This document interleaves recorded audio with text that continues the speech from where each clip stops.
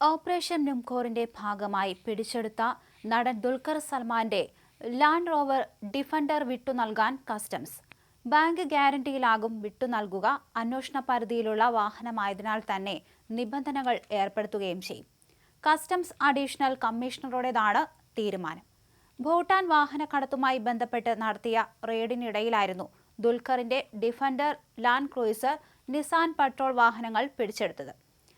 ഇതിൽ ഡിഫൻഡർ വിട്ടുനൽകണം എന്നാവശ്യപ്പെട്ടായിരുന്നു ദുൽഖർ കോടതിയെ സമീപിച്ചത്. ഹൈക്കോടതിയുടെ നിർദ്ദേശപ്രകാരമാണ് വാഹനങ്ങൾ വിട്ടുകിട്ടുന്നതിനായി കസ്റ്റംസിന് അപേക്ഷ നൽകിയിരിക്കുന്നത്.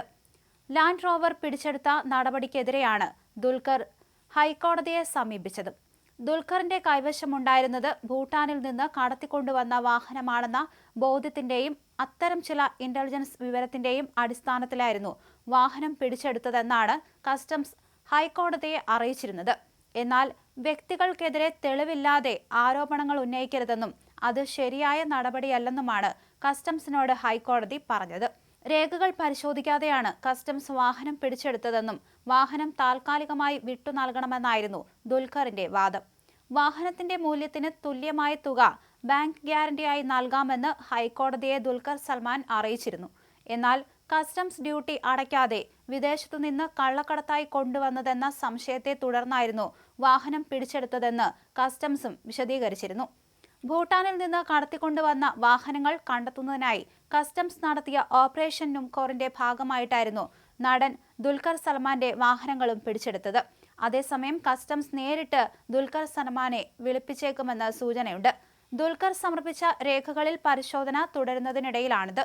ദുൽഖറിന്റെ അപേക്ഷയിൽ 7 ദിവസത്തിനകം തീരുമാനമെടുക്കാമെന്നായിരുന്നു ഹൈക്കോടതി അന്ന് നിർദ്ദേശിച്ചിരുന്നത്.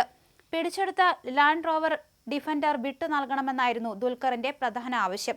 ദുൽഖറിന്റെ അപേക്ഷ കസ്റ്റംസ് അപ്പലേറ്റ് അതോറിറ്റിയായ അഡീഷണൽ കമ്മീഷണർ പരിഗണിക്കും. കസ്റ്റംസ് നിയമത്തിലെ സെക്ഷൻ 110A പ്രകാരം അന്വേഷണ പരിധിയിലുള്ള വാഹനങ്ങൾ ഉടമകൾക്ക് വിട്ടു നൽകാൻ കഴിയും.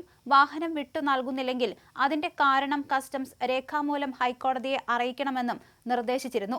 ഭൂട്ടാൻ വാഹനക്കടത്തുമായി ബന്ധപ്പെട്ട് കസ്റ്റംസ് ദുൽഖർ ഉൾപ്പെടെ താരങ്ങളുടെ വീട്ടിൽ റെയ്ഡ് സംഘടിപ്പിച്ചിരുന്നു. തുടർന്നാണ് ഇത്തരത്തിൽ ദുൽഖറിന്റെ വാഹനങ്ങളൊക്കെ തന്നെ പിടികൂടിയത്. ഒടുവിൽ ഇതാ ഡിഫൻഡർ വിട്ടു നൽകണം എന്നാവശ്യപ്പെട്ട് ഹൈക്കോടതിയെ സമീപിച്ച ദുൽഖറിന് ആശ്വാസവിധി എത്തിയിരിക്കുകയാണ്. ഇത് വിട്ടു നൽകാനാണ് ഇപ്പോൾ കോടതിയിൽ നിന്ന് തീരുമാനമുണ്ടായിരിക്കുന്നത്. അമിത് ചക്കാലക്കൽ, പൃഥ്വിരാജ് സുകുമാരൻ, മമ്മൂട്ടി തുടങ്ങിയവരുടെ വീടുകളിലൊക്കെ തന്നെ അന്ന് ഭൂട്ടാൻ നുംകോറിന്റെ ഭാഗമായി റെയ്ഡുകൾ നടത്തിയിരുന്നു. അതിന് തുടർച്ചയായിട്ടാണ് ഇത്തരത്തിൽ ദുൽഖറിന്റെ വീട്ടിൽ നിന്നും വാഹനങ്ങൾ പിടികൂടിയത്.